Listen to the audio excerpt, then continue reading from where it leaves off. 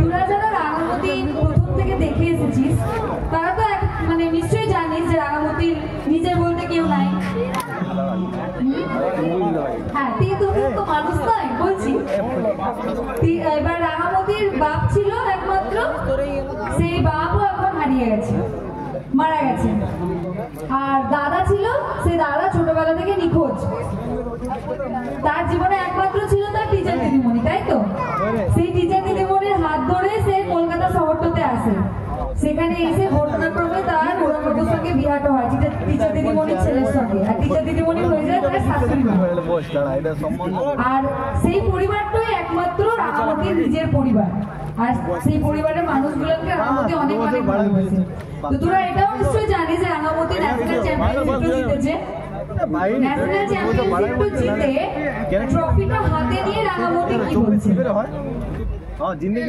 তোরা যারা আজ এখান থেকে এসেছিস তাদেরকে অনেক অনেক অনেক ধন্যবাদ।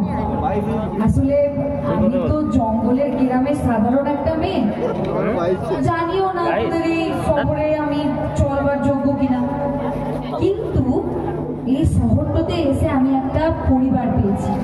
এমন একটা বাড়ি, ঘর, শ্বশুর শাশুড়ি, এমন একটা স্বামী পেয়েছি যে তাদের সহযোগিতায় আজকে আমি এত দূর আসতে পেরেছি, যে আমি ন্যাশনাল চ্যাম্পিয়নশিপটা আজকে জিততে পেরেছি। এই ট্রফিটা হাতে ধরে আছি সেটা শুধুমাত্র আমার পরিবারের মানুষগুলোর জন্য। তারা আমাকে শিখিয়েছে যে এই যে তীর ধনুক আমার, সেই তীর ধনুক হাতে নিয়ে আমি যে কোনো যুদ্ধ জয় করতে পারি। আর কখনো কোনো অন্যায়ের সঙ্গে আপোষ করা উচিত নয়, সবসময় অন্যায়ের বিরুদ্ধে রুখে দাঁড়ানো উচিত। এটা আমাকে আমার মা শিখিয়েছে, মানে আমার টিচার দিদিমণি। তাদের জন্যেই আজকে আমি এত দূর আসতে পেরেছি।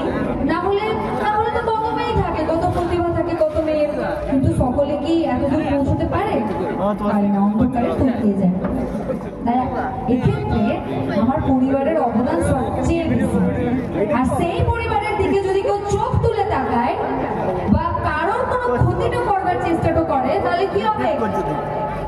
রাঙামতি তার তীর ধনুক দিয়ে এভর ওভর করে দেবে, তাই তো?